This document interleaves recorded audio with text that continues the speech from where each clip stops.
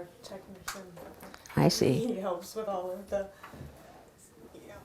Well, sound just move, problems. if the pillows are in your way, just Oh, no problem. toss them down.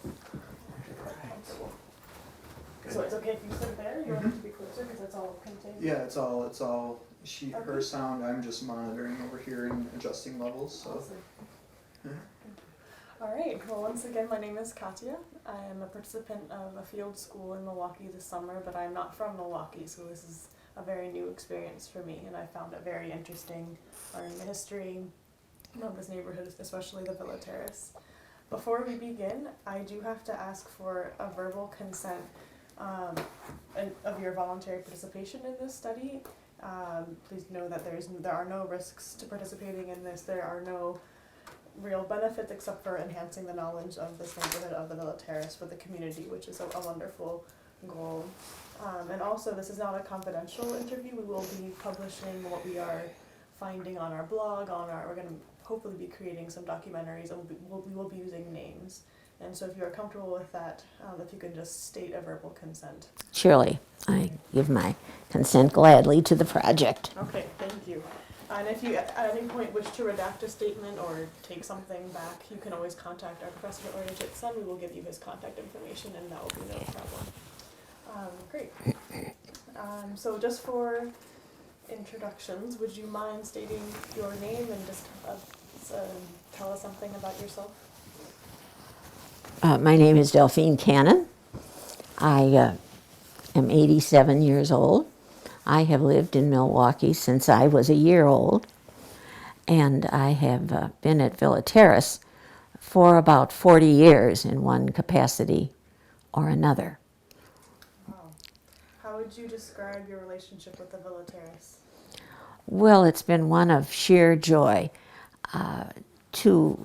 It all began, I think, in about 1970, and a friend asked me to be a docent at the Milwaukee Art Museum because she knew I was interested in art and art history and all things beautiful. And I was especially interested in Villa Terrace, but to be a docent at the Villa, one had to become a docent at the Art Museum, and that entailed a class once a week for a year. And then we would do that in the morning, and then in the afternoon we'd have a class at Villa Terrace focusing on the decorative arts. And so that's how I grew to love Villa Terrace and became a docent at both places. And it was the education of my life, and I loved every minute of it. Can you tell me a bit more about what you loved about this education?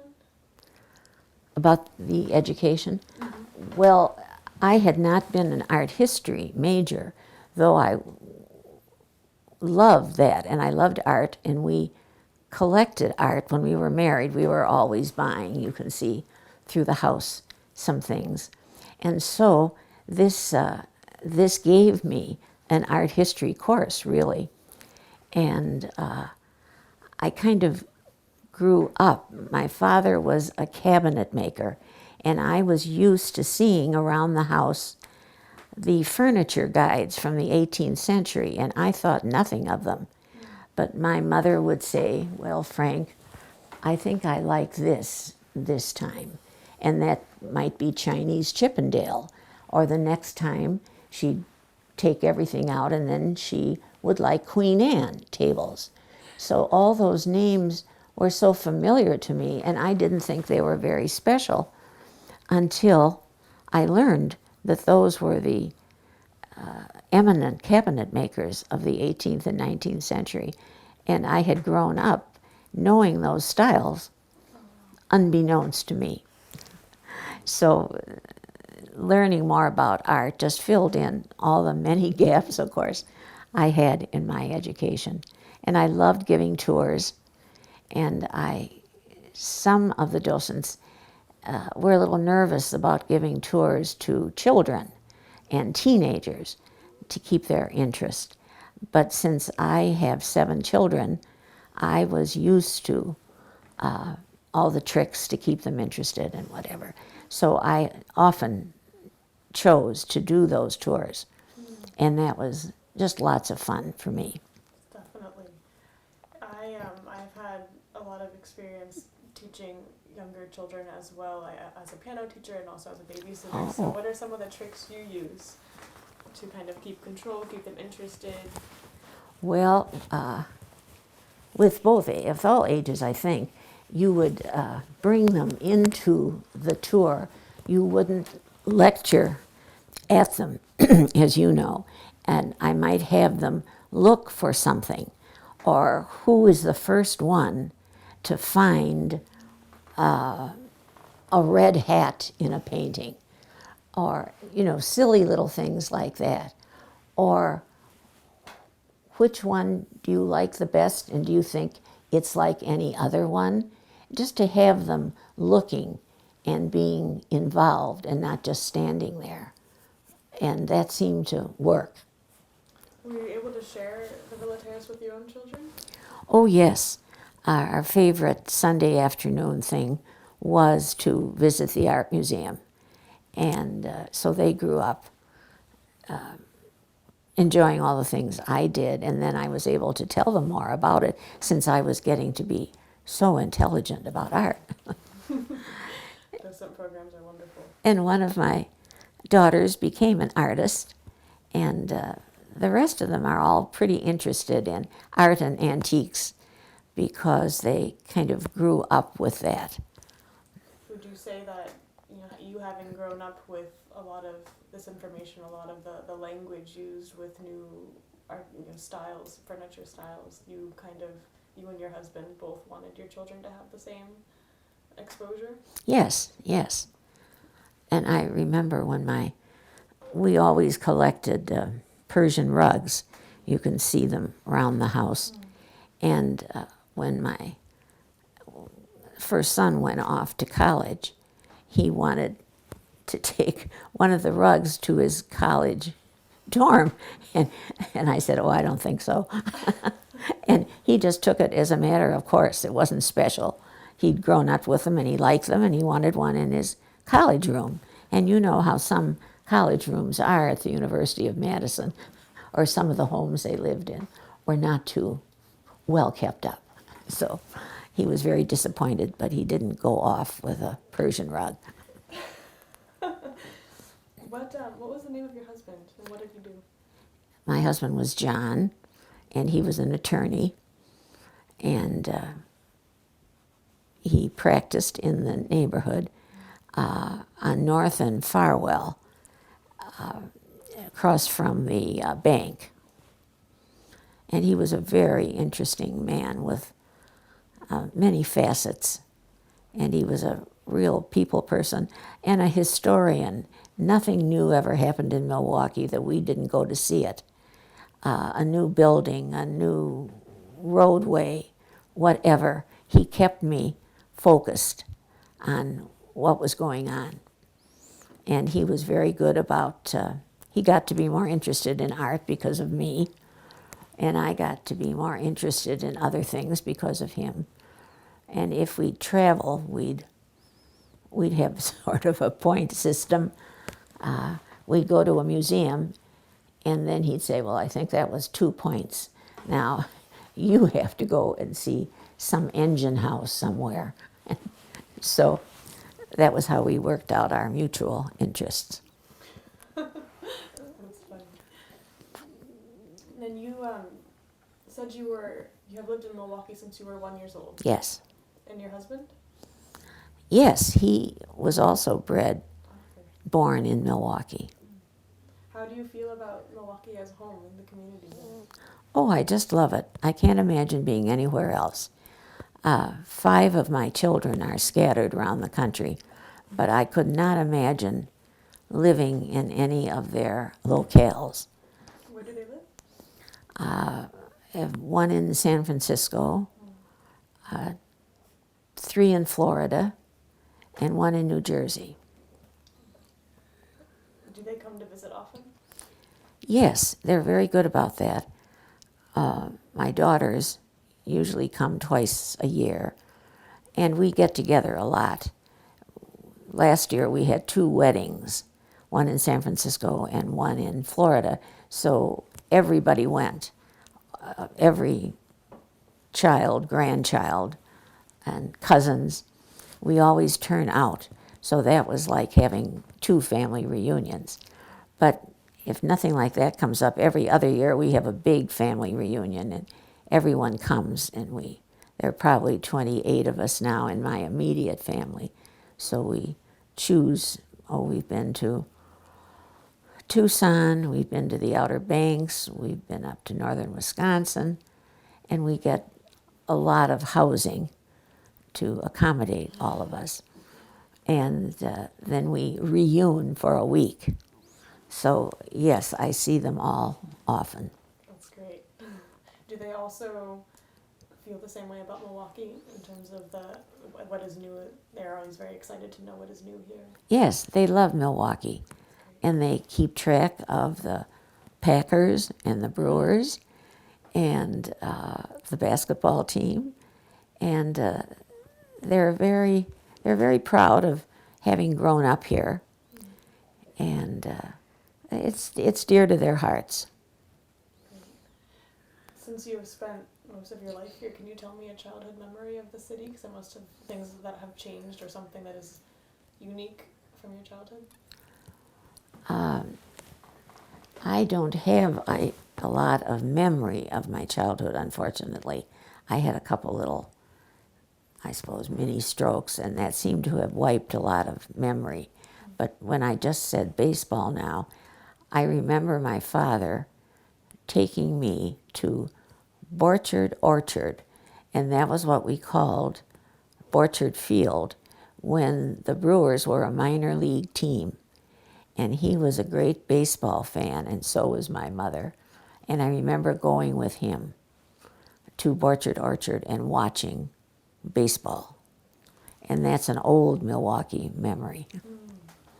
What did the Villa Terrace look like when you were younger? Pretty much the same as it does now. In fact, when my husband and I were married and we didn't have 2 nickels to rub together because he was starting law practice, and that takes a bit to build. And we would walk or bike before we had our first child, and we would go to Villa Terrace and decide that was the kind of house we would like to live in. That was our favorite, and we always called it our house.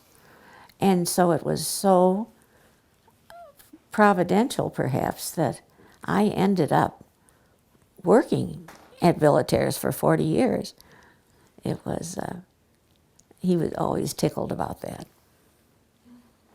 What is your favorite facet of the house? Or if that were to be your house, what is the one thing you really wanted? Oh, I've seen, so we have a wonderful video that usually plays most of the time during visiting hours. I don't know if you've seen that, but it shows the original family, the Smiths, and they would flood the back terrace overlooking the lake in the winter and turn it into a skating rink. And the video shows them having so much fun. Mrs. Smith is pushing a chair to skate because she's not a good skater. And Mr. Smith has a great big raccoon coat on. And the kids are all skating around. And it was such a fun house then. And in the front, one Christmas, Mr. Smith had a vehicle built. And it was like a little train or trolley, but it was on wheels. And the kids would climb aboard it, and it would go around the front courtyard with all the kids hanging out from the top. And so I always thought it was such a happy family house, and they used it for the children. And I like that idea, and I like the idea that at Christmas time, or Christmas Eve perhaps, they'd be gathering in the dining room for dinner, and Santa Claus was coming down the chimney in the Great Hall. And so at the proper time, I suppose there was a knock, the children rushed into the Great Hall, and Santa was just leaving, and there were all the gifts at the tree. And that was one of the stories that Mrs. Smith told us. And so I like that idea of it being a real family house. So you have met Mrs. Smith. Yes, yes. Tell me about that. Well, we met her many years ago when she came back to Milwaukee. She was married 2 more times after Mr. Smith died. And so there are many things at the villa with little plaques that say, gift of Mrs. Curtis, and that was the name when she gave the villa to the art museum. And she was a tiny little woman, probably my height, 5 feet or less. And she was just charming. And when after Mr. Curtis died, and she came back here, she lived in the Cudahy Towers. And she tried to give the villa to the county, and they would not accept it. Now, do you want this kind of history? Yeah, I'm curious. Because there was no endowment with it, and they didn't know how they would maintain it. So finally, she thought of the art museum, and the art museum accepted it. And so she was very happy. And her children and grandchildren are still involved. When we formed a board and got things organized, we reached out to the Smith family, and they were delighted. I can remember inviting them all to lunch, and we met them all, and they were just delighted that something was going to be done to the villa, and it was going to be open to the public. And so they're very much involved today with Villa Terrace. But she was darling. She told us the Santa Claus story, and then at Easter time, she gave all her grandchildren baby rabbits, baby chicks, much to the consternation of their mothers and fathers, because then they had to take care of them. So that wasn't too successful a gift, she said. But while they lived there, they kept chickens down in the garden and had coops for them. And that was, again, for the children's delight. Where there are statues now. Yes. You see,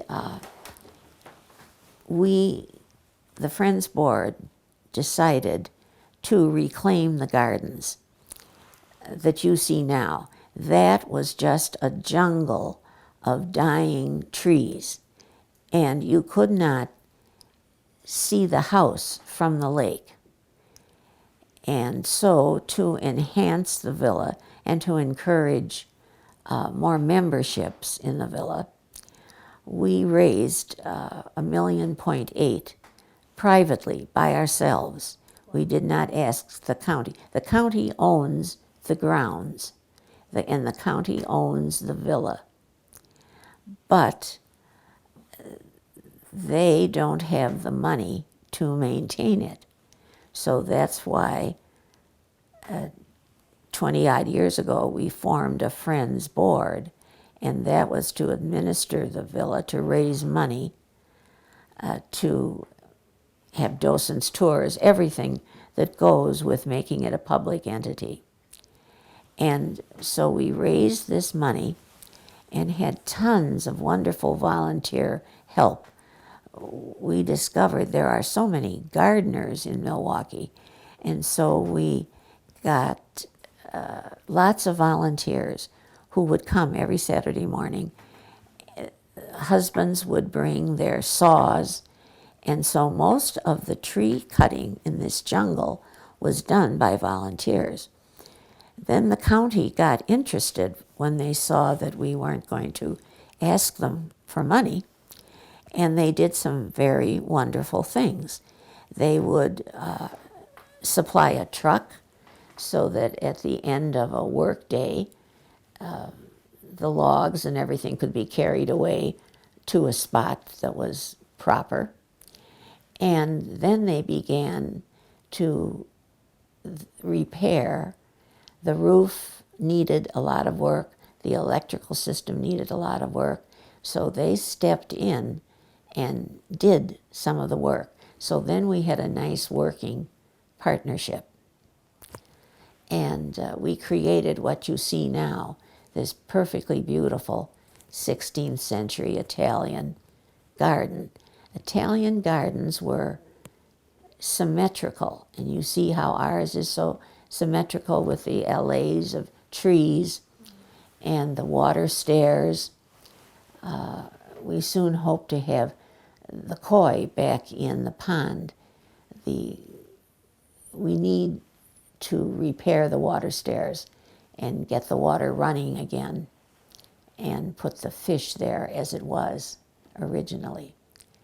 But this was all done by wonderful volunteers, and they still come and have work days, several in the summer, to prune and plant and do everything that was needed. Then the hill is an orchard of many crabapple trees, and we decided to write to every bride who had had a wedding there or a reception and ask them to buy a tree. And I don't know what it was. Was it $90? I'm not sure. $50, something like that. And I know my daughter had her rehearsal dinner there, so she sent her some. And then we had a plaque listing, we call it the Bride's Orchard. And we listed every bride who had purchased a tree. And we did get enough money for all the trees and their maintenance thereafter. So that was how we kept raising money for this wonderful garden that you see now. But without the volunteers, we could never have done it. Milwaukee really turned out to help. And then we had a wonderful partnership with Growing Power. Are you aware of Will Allen? No. And Growing Power? Well, he's a wonderful man who has started, he has the only farm in Milwaukee on the Brown Deer Road. And he started showing inner city people how to grow vegetables. And his aim was to have every vacant lot turned into a vegetable garden. And so he grows vegetables in innovative ways on his farm. A couple of years ago, he was awarded the MacArthur Prize of $1 million, which was absolutely wonderful. And very rare that he's not just a gardener now, he's famous, I think, nationally and internationally because of his innovative plans for growing vegetables and improving the nutrition of people who can't afford to go to Sendik's, let's say. And he wants everyone to eat nutritiously and to grow their own food. And he has a fish farm there, and he cultivates worms. And, but I won't go on and on about Will Allen, but he would be wonderful to talk to someday in another project. Certainly.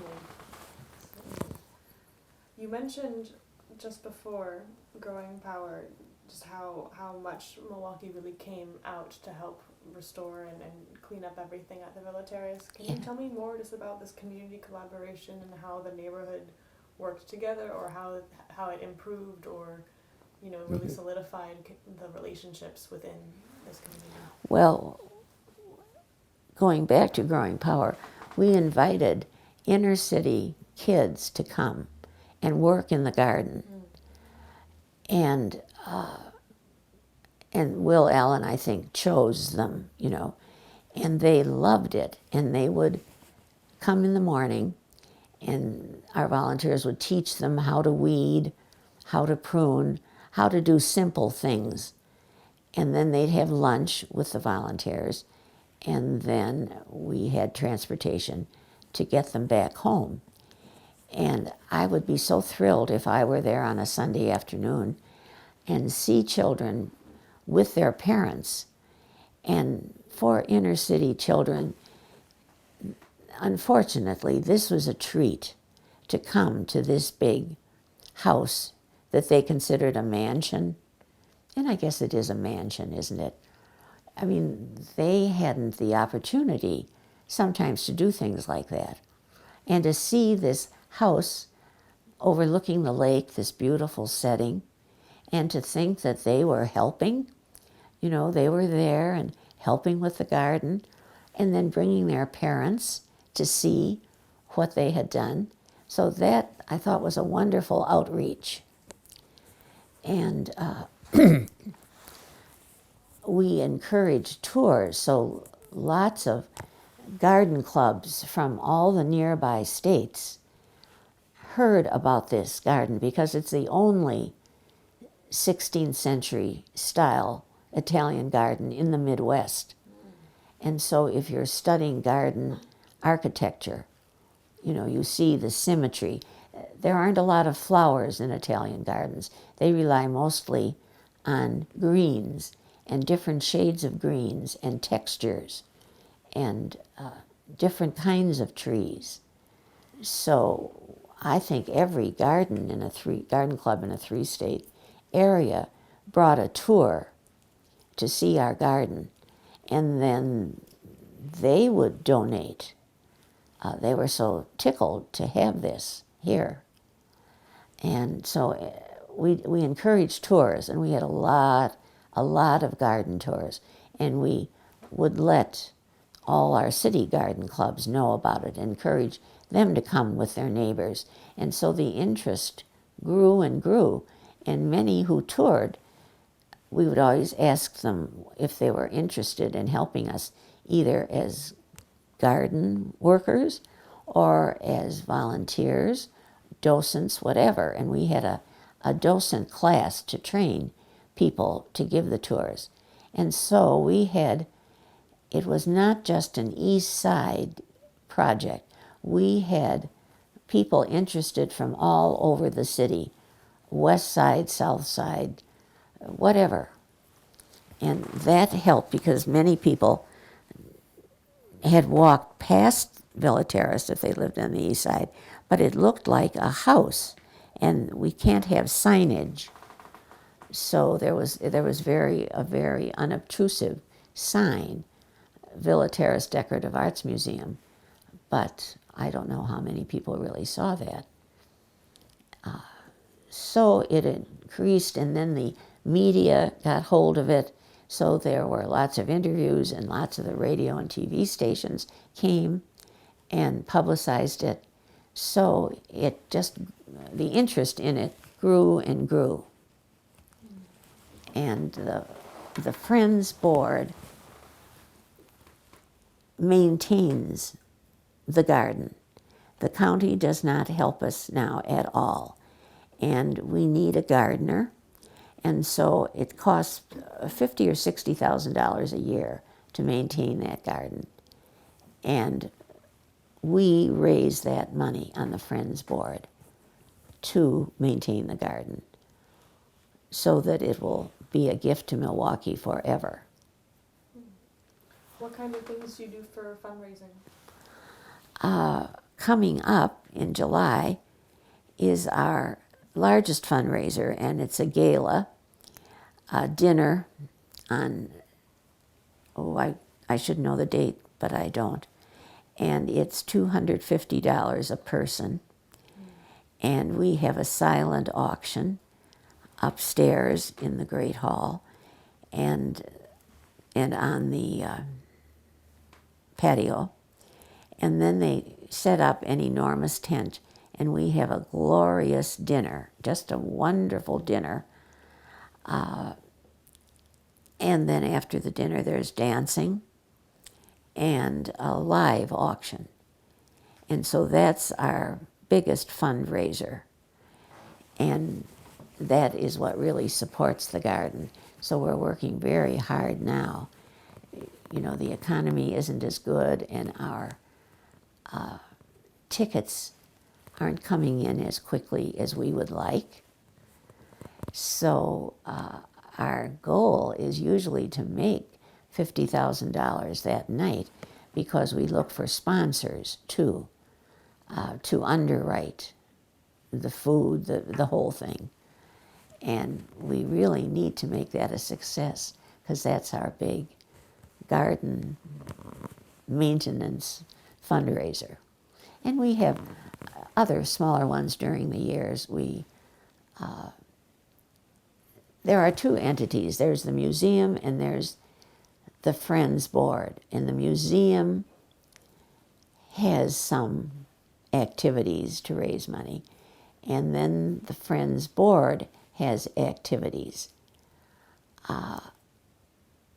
One thing we do, it doesn't really raise money, but I was there on Sunday. We have a wonderful music series all summer. Every Sunday we have musicians in the outer courtyard, and there's a coffee man who has coffee and pastries, and it's free of charge.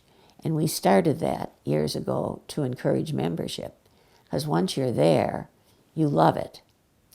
And so people bring the Sunday paper, and we put up lots of chairs in the courtyard, and it's very casual. You read the paper, you chat, you listen to the music, and you have a muffin and coffee.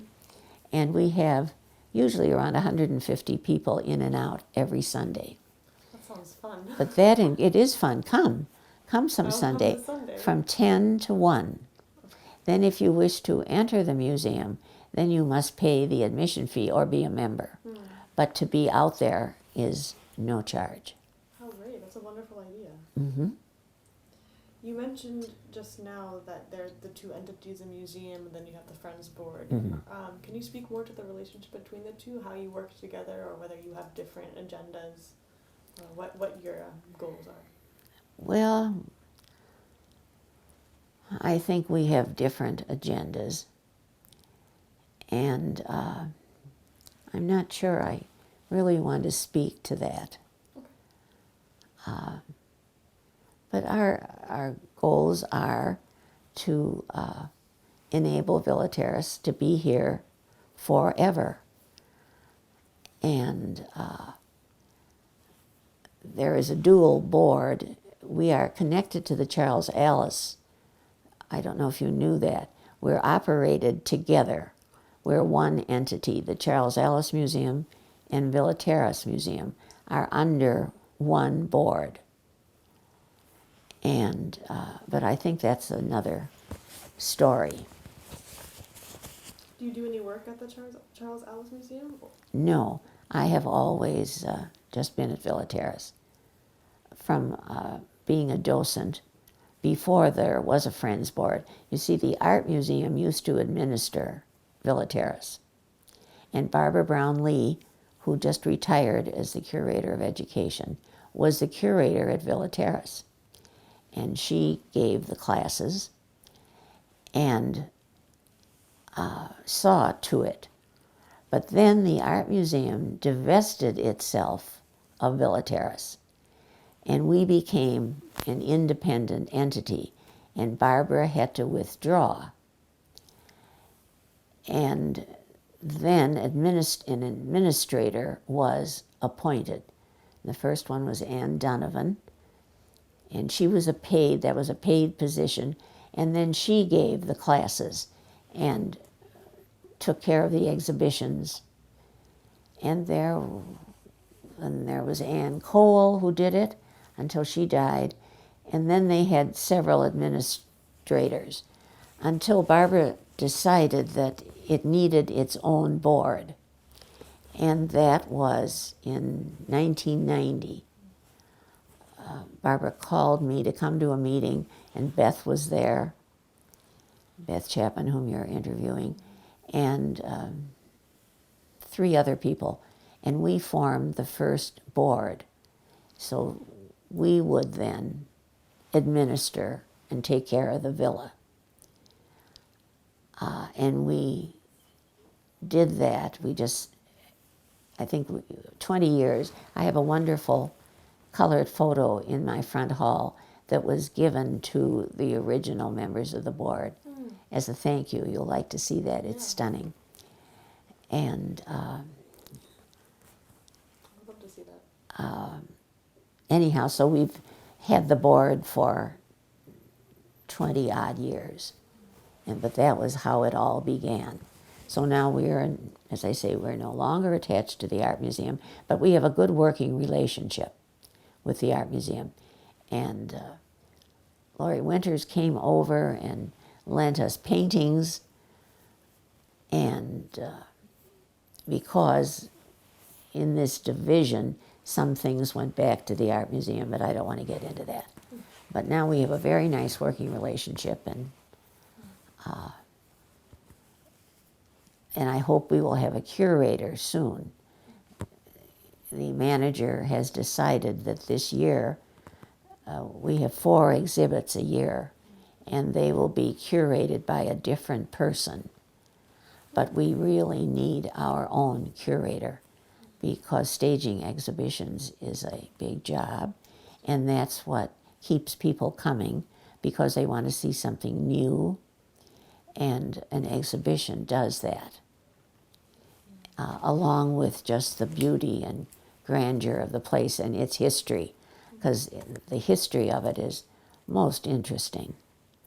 And, you can talk for an hour or more just on the who was responsible for the beautiful cabinetry, the painting, the this and the that.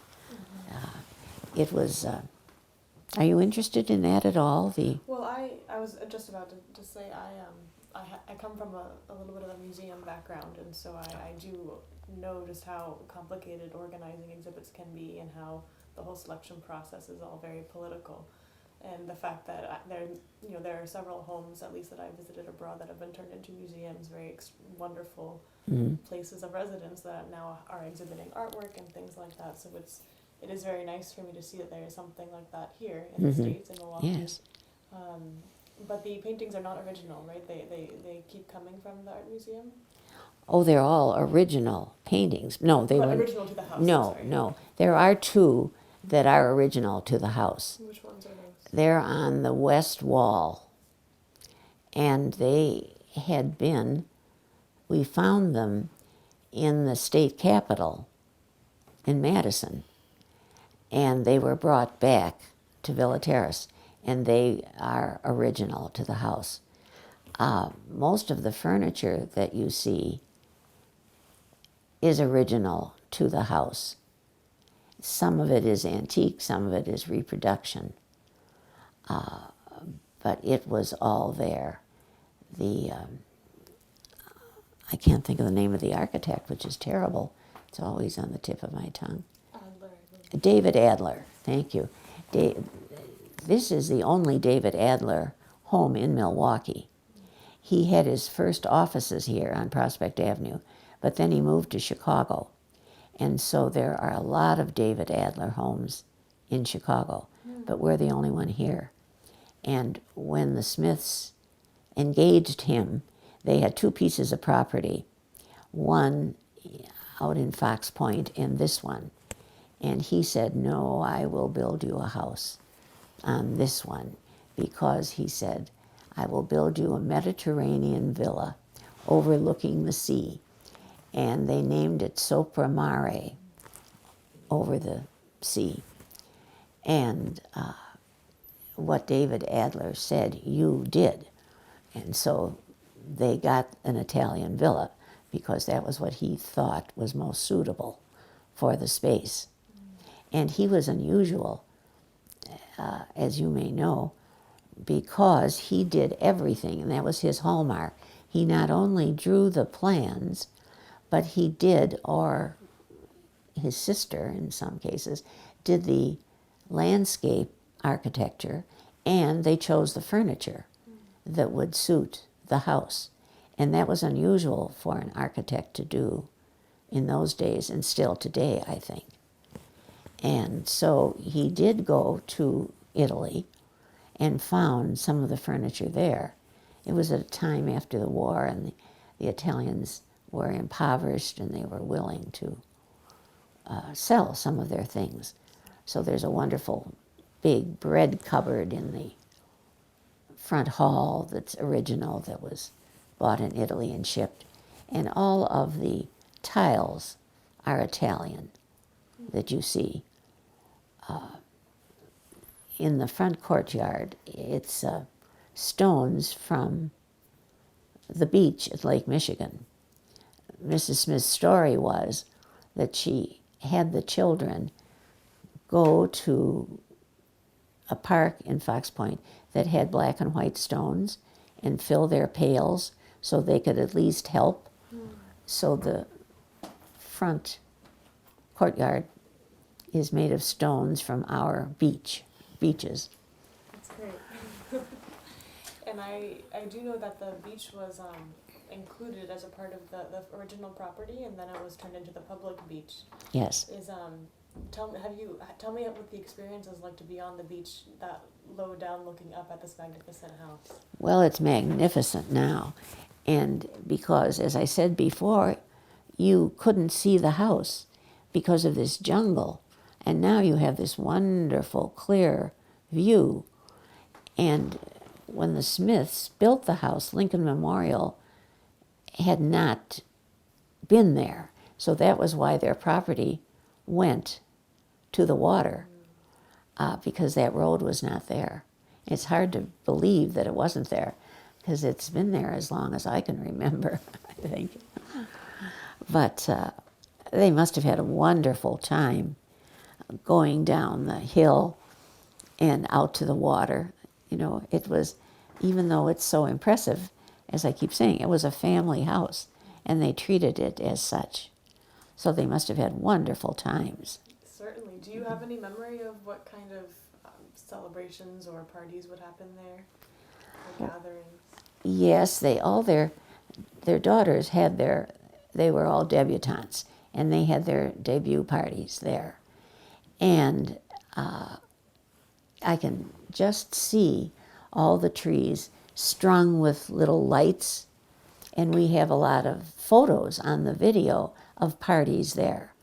Not only the debut parties, but other summer gatherings that they would have outdoors. And it just looks wonderful. And it's such a great place to have a party. And can't you just imagine all the lights and those wonderful old cars driving up, all those Packards and elegant old antique cars. Mm-hmm. So were those parties very neighborhood gatherings? Would everyone come and join? Well, if the neighbors were friends, I think. I don't know that they had a big family. Mrs. Smith had several sisters and brothers, and so did Mr. Smith. So just their own family made a party. And people, when I first began there were people who said, "Oh, I've been to a party at the Smiths." So apparently they loved giving parties, and there were many of them. It's a wonderful thing to try to imagine in your mind what that might be like. All I can think of is The Great Gatsby. Yes, that's just the era, because it was built in the 1920s. Mm-hmm. So that's the era, and a couple of times for this gala fundraiser, which happens every other year, we've had antique vintage cars parked in the drive with their owners, just delighted to tell all about them. And then as the guests come in, they can have their picture taken next to these wonderful old cars. And one time we had a 20s party as a fundraiser, and the cars were there, and we asked people to come dressed in that style, and they did.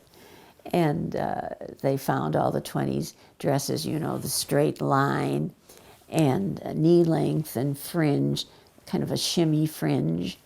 So that party was lots of fun. Lots of turbans or cloche hats. And that was a great, great evening. Wow. Now, am I going on too long? No, what we do you want some water? No, I'm fine. But just tell me We'll do a time check when Stephen gets Oh, back. okay. But Because I tend to ramble those are great without stories. notes. I love it. Yeah, you mentioned that you didn't get a chance to review any notes. You don't Well, even need them. I can't, I can't see them. Yeah. One thing you mentioned earlier that really interested me, you were saying, once you get people there, I think this was a reference to the Sunday gatherings now, Mm-hmm. once they're there, they love it. Mm-hmm. And as a docent, I'm sure you have heard many different opinions on what exactly it was that different groups of people were caught their fancy, or what parts of the house really attracted people. Well, I think they're enchanted with the whole story of it that I would tell. And I've never had anyone who didn't love it and praise it and rave about it and say, we never knew this existed. And it's so much fun to go through a mansion, it's often called, because they don't get that opportunity. And there are grander ones, what's the wonderful one on Wisconsin Avenue? Another historic home. But it's, I think, 3 stories and it's much grander. I like this because it's grand without being ostentatious, don't you think? Yeah, I do. And I think people feel comfortable in it, and they like that they can feel, and they'd say, oh, I just love, wouldn't it be wonderful to live here? I think it feels like a family home. Yes, And it that's, does. Even though it is very large and it has this extensive garden, it's family oriented, and I think that's what attracts people. And there are so many stories. I'd always tell them Lloyd Smith was the president, and his father before him, and now his sons, of A.O. Smith. The company Yes. that is still in existence, and they made water heaters and boilers and chassis of cars. And since he was a very inventive engineer, he had a turntable in the garage. And so when he drove his car in at night, he pressed a button and it turned round so he could go out facing the front. Wow. And in the basement, they had, I suppose you could call it one of the first dryers. It was a great big receptacle that hung from the wall, from the ceiling, and was heated. And so the laundress would put the clothes in it. It did not tumble them, but it dried them. So that was very inventive for the time. Wow. And David Adler really copied. He did not copy a 16th century Italian villa, but he created one in the style of allowing for family living. And we had a terrible fire some years ago, and so some of it has all been redone, but in the Great Hall, there's a wonderful Pecky cypress ceiling, and it has a wonderful stenciled border on the beams. And that was all hand done. And then it had to be refurbished because of the fire. And the floor, David Adler just insisted on the finest of anything. Even in the servants' quarters, everything is custom made. And the floor had wide planks with pegs, hand pegged together rather than nailed together. But that whole floor had to be replaced.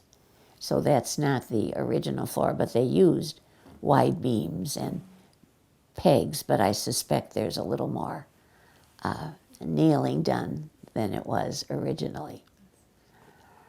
And the cabinet makers were the finest cabinet makers in Milwaukee at the time, and they were responsible, for the library, and any of the woodwork is just beautifully done because that was his style. The fire happened about 10 years ago? I think it must be, is it that long? I'm not sure, but you can find that, yes. And in the dining room, it's a pecky cypress ceiling, but it's whitewashed white to kind of lower it a bit and make it look like a more comfortable dining room. And How did the fire happen? well, we were having work done to refurbish it, and they were using, which should never have been done in a museum, the painters were using an electrical device to remove the paint on the shutters, I think, or on the window trim. And that never should have been done. It should have all been hand scraped, because you don't use that in a museum. And apparently a spark, though they turned it off and went off to lunch, a spark started it. And it went right up to the second floor, and a neighbor or a passerby noticed something and called the fire department. So in that lunch hour, it just did dreadful damage. We have a room upstairs that had magnificent wallpaper, which was hand blocked, and took many processes of hand blocking to get all the colors. And through some miracle, the company in Paris, no, it wasn't Paris, it was in Italy, still had the wallpaper after all those years, since the 1920s. So they were able to repaper it at a tremendous cost, but it's a little different color than it was originally, but it's the same magnificent wallpaper. And Jackie Kennedy used this wallpaper in the White House when she was redoing. Really? She went to the same source in Italy, so that was always a fun story. That's great. I didn't know that. And you see, now I forget what the question was. Oh, no, just details on the fire. I think. Were Oh, most of the other things that had to be replaced during the fire, were they equally difficult to find? yes. Of course, a restorer, everything went to a restorer because there was a lot of damage, and it was smoke damage. And I guess one doesn't realize what the smoke does. So all the paintings had to be restored. And lots of the furniture had to be restored. And I can't remember now. I think we lost a couple of pieces that were beyond restoration. But luckily, I think the insurance company took care of everything. And so we were quite fortunate. Except that you don't have the original floor and the original this and that. One thing I wanted to go back to quickly, you mentioned that your Villa Terrace is in the style of an Italian villa, not a copy, in Yes. order to allow for family. And what can you elaborate on that more? Well, an Italian villa would not have had a dining room with chairs. The dining room came in maybe the early 18th century. And in the Italian villa, they would bring up benches to eat and put up a trestle table. And it wouldn't be permanent necessarily. They'd put it up for the meal. And because actually in the 16th century, only the men had chairs with arms. The women sat on stools. We've come a long way, haven't we, Katya? Yes. And so to have a permanent table and chairs was not what you would have seen in the 16th century. In fact, I don't know if it's still in the front hall, perhaps not.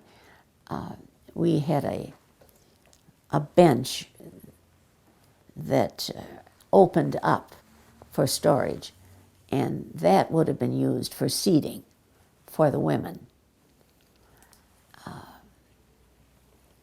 So that isn't authentic. And of course, the bedrooms were all, had beds and dressers and mirrors, and you wouldn't have found that in an Italian villa. There would have been far fewer furnishings. Have you always been interested in Italian styles, or was this something that once working at the Villa Terrace you really got into it? Yes, I wasn't. During that time, I also started an antiques business when my last child was in first grade. And so in that business, I really had mostly English and Oriental antiques. So Italian style was not familiar to me until there. But I was just always interested in research and history. And so this all kind of flowed together in having another career when I was older. And so that antiques business was wonderful. And it tied in with everything that I had learned. And when I would do an exhibit at a show, every piece generally had a little card, and I would date it and tell you what it was. So that was my research phobia. I wanted people to know what everything was and its history. So my volunteer work and my business all worked together beautifully. You're a natural docent. You said a new career. What was your career before? When I graduated from college, I was in advertising. I was a copywriter in the first days of television, and that was fun. And I did that until my first child was born. Okay.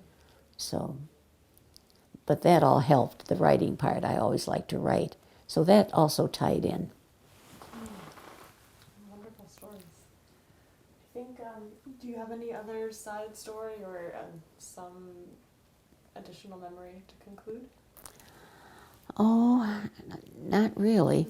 Your questions are so helpful because, as I say, without my notes, I was just lost and very nervous about this because I thought, what will I remember?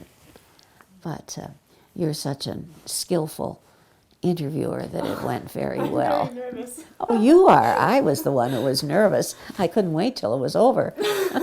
But you did just beautifully. You asked very incisive questions, and you follow up on something I had rambled about, and that's very good. Well, it's been a pleasure talking to you. Thank you so much for sharing. Oh, well, thank you. Maybe something that I'm just curious about. Has your family ever had any personal functions at the villa?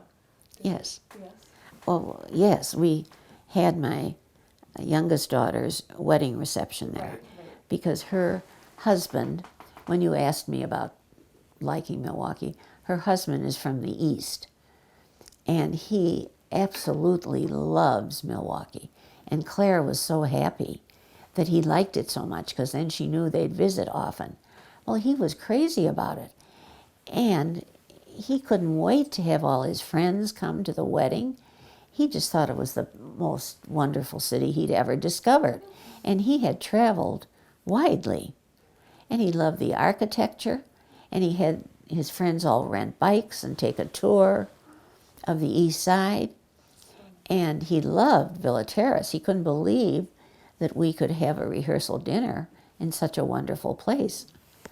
So, and then I also had my 80th birthday party at Villa Terrace. And that was absolutely wonderful. My children talked me into it. And I think we had 125 friends and family. And it was May 20th on my birthday, so the weather was perfect. And we could be outside on the terrace as well as inside. And all the children who were there, and there were lots, were all romping down in the garden you know, going to the secret gardens in the corners and romping around, and it was such fun to look down at them. They were having so much fun. Wow. So yes, I've had 2 private parties there. You must have gotten special treatment too, being so involved in the Villa Terrace. Well, everybody was very nice to me, yes. But it was just a wonderful party. And people still talk about it. And it's because of the ambiance of Villa Terrace. They'll say, oh, I remember that party. How long ago was it? Well, it's 7 years ago now. I can't believe they still remember it. That's great. Why don't, if you don't mind, can you show me that picture you were talking Surely. about? Surely. And let's see, what time is it? How? Time is 11:15 a.m. Oh, 11:15. Well, I'm sure Beth is still rambling too. We are ramblers, both of us. Storytellers. We're still connected, but I'm holding the piece. Oh, I'll Don't be get worried quiet. if there's some strain.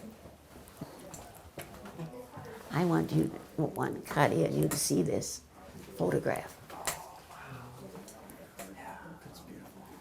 So this was how did you get this again? This was a gift to the 3 of us who still remain of the original Villa Terrace board, founded in 1990. So isn't that wonderful? I just love it. So Beth got one, and I got one, and Al got one. And now, are they still interviewing or chatting? Are you finished or? Okay, yeah, I think they are done. Is your tape still running? No, I didn't go into that either. Into the Amish and things. Oh, at the villa you used to have like the federal room. Yeah. Yes. Yeah, they used to do that. But then, well, the federal room is still there, Yeah. pretty much intact, but the other furniture had been moved back to the art museum. So we don't, You can feel free But to the sit shaker down right room there. went back. People always miss that shaker room. yes, and all the shaker furniture went back. Yeah, well, what was in the Colnick rooms before the Colnick stuff was there? That is maybe the shaker room.